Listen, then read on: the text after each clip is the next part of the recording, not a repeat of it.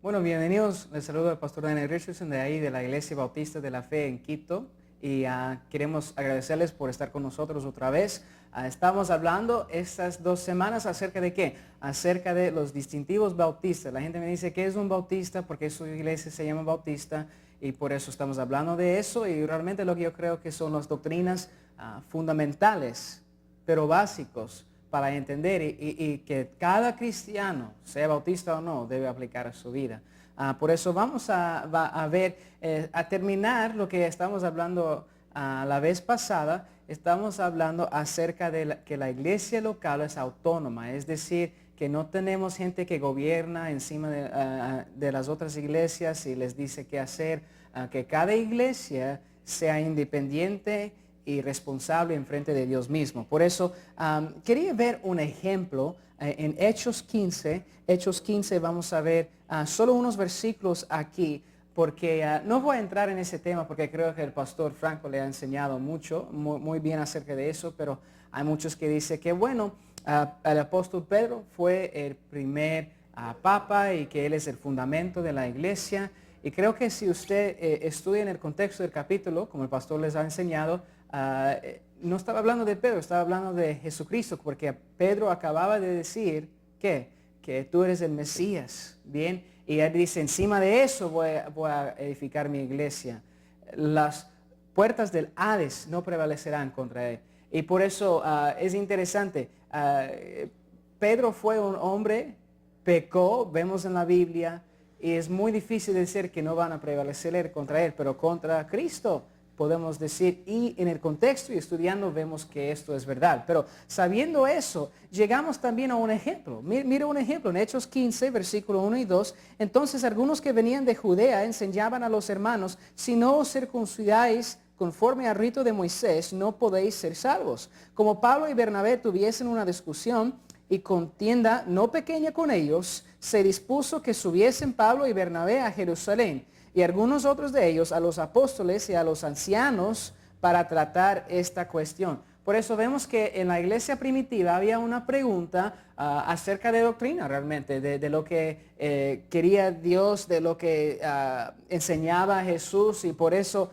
Pablo dice, bueno, yo y Bernabé estamos hablando y ustedes están contra y esto no creemos que es, como diríamos hoy, bíblico, que es conforme a las Escrituras, a la verdad de Dios, y por eso ellos decidieron ir a Jerusalén con los apóstoles para preguntarles, ¿por qué? ¿Por qué sería esto? No porque les estaba pidiendo permiso o porque gobernaba, no vemos esto y vamos a ver, pero simplemente yo creo que como los apóstoles eran los primeros, estaban con Jesús, ellos tenían una autoridad especial que no vemos hoy en día, porque eran los apóstoles que estaban con Dios. Bien, por eso Hechos 15, seguimos en el versículo 6, dice, y se reunieron los apóstoles y los ancianos para conocer de este asunto. Por eso están todos ahí. Y después de mucha discusión, Pedro se levantó y les dijo, varones, hermanos, vosotros sabéis que ya hace algún tiempo que Dios escogió que los gentiles oyesen por mi boca la palabra del evangelio y creyese.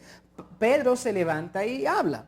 Pero después no tiene la palabra final Pedro, como diría mucha gente. En el versículo 13 y 14, y cuando ellos callaron, Jacobo respondió diciendo, varones hermanos, oídme, Simón ha contado cómo Dios visitó por primera vez a los gentiles para tomar de ellos pueblo para su nombre. Y ahí dice el versículo 19, por lo cual yo juzgo que no se inquiete a los gentiles que se convierten a Dios.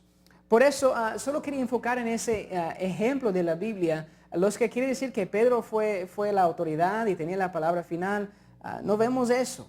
Por eso vemos que la autoridad de la iglesia de cabeza es Cristo, de ahí tenemos los pastores y diáconos, vamos a ver bien.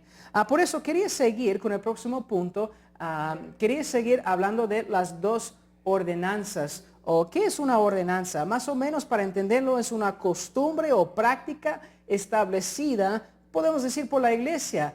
Muchos le quieren comparar con sacramentos, pero sacramentos muchas veces la gente hace para ser salvo por medio de cumplir y hacer estas cosas. Y las ordenanzas no nos salva, pero es una práctica, una costumbre establecida porque Dios nos mandó a hacerlo y creemos que es bíblico porque Dios dijo hacerlo. Lucas 22, versículo 19, habla de lo que muchos dirían que es la segunda, que llamamos la Santa Cena, mucha gente. Por eso, y tomó el pan y dio gracias y lo partió y les dio, diciendo, esto es mi cuerpo que por vosotros es dado, haced esto en memoria de mí. De igual manera, después que hubo cenado, tomó la copa diciendo, esta copa es el nuevo pacto, mi sangre, que por vosotros se derrama. Y de ahí, Pablo en el 1 de Corintios 11, 23 al 26, habla de esta circunstancia y este ejemplo, y dice en el versículo 26, así pues todas las veces que comieras este pan y bebieres esta copa, la muerte del Señor anunciáis hasta que Él venga. La meta de lo que llamamos la Santa Cena no es para recibir salvación. Y creo que vemos esto en otro estudio. Pero la cosa que sí podemos ver es que es para anunciar la muerte del Señor, lo que Él ha hecho por nosotros, para recordarlo. Porque el Señor mismo dijo, haced esto en memoria de mí. Por eso vemos que esto es lo que diríamos la segunda. Pero antes de llegar a la segunda, hay una primera. ¿Y qué es esto? Decimos que es el bautismo. ¿Por qué sería eso? Porque después de poner su fe, lo que hemos hablado en este canal de la salvación, de la Biblia, se debe bautizar. Y vamos a ver, no es para salvación, pero es para obediencia a Dios. ¿Por qué? Primeramente, Mateo 3:16, ¿qué pasó? Y Jesús, después que fue bautizado, es decir, Jesús se bautizó para darnos un ejemplo, no que necesitaba, pero para darnos el ejemplo. Y de ahí, ¿qué dice ahí? Quiero enfocar en eso. Subió luego del agua. Por eso se bautizó y tenía que subir del agua. No es que solo le tomaron una copita de agua y lo echaron en la cabeza. Tenía que subir del agua, estaba en un río, me explico. Y por eso dice que Juan el Bautista, que no decimos que somos bautistas por medio de él, pero la cosa es Juan el Bautista que anunció la venida de Cristo. Él bautizaba a la gente en el río. Tenía que hacer donde era un río. Igual vemos en Hechos 8, 35 a 37. Entonces Felipe, abriendo su boca y comenzando desde esta escritura, le anunció el evangelio de Cristo. Y yendo por el camino, llegaron a cierta agua y dijo el eunuco, aquí hay agua. Por eso, están en el camino, aquí hay agua. No aquí hay una copita de agua, aquí hay agua. ¿Y qué impide que yo sea bautizado? Felipe dijo, si crees de todo corazón, bien puedes. Por eso el requisito para bautizarte es a creer, a tener fe en la salvación de Jesucristo. Me explico. Por eso esto mismo es otra razón, vemos en la Biblia, que no bautizamos a niños en nuestra iglesia. ¿Por qué? Porque los niños, aunque son bien tiernos y todo, ellos no entienden lo que están haciendo la gente cuando le bautice. Y ni si vamos a bautizar como vemos en la Biblia, se bautizaron debajo del agua. Y no vamos a poner el bebé debajo del agua porque se ahoga. Por eso vemos que es para qué. Vamos a ver Romanos 6:4. Porque somos sepultados juntamente con Él para muerte por el bautismo, a fin de que como Cristo resucitó de los muertos por la gloria del Padre, así también nosotros andemos en vida nueva. Cuando nosotros bautizamos debajo del agua, paramos, de ahí ponemos debajo del agua y arriba otra vez. Es decir, que muéramos con Cristo a nuestra antigua vida y de ahí sepultado. Y aquí dice resucitado como un ejemplo. ¿Qué? ¿Por qué? Andemos en vida nueva. Eso es la cosa. Mira, mi amigo, venir a Cristo solo es por fe, no es por obras. Pero la cosa es esto. La meta no es venir a Cristo solo para que tienes un seguro como de fuego. ¿Me explico? La cosa es, usted debe venir a Cristo porque dice, me doy cuenta, mi antigua vida no vale.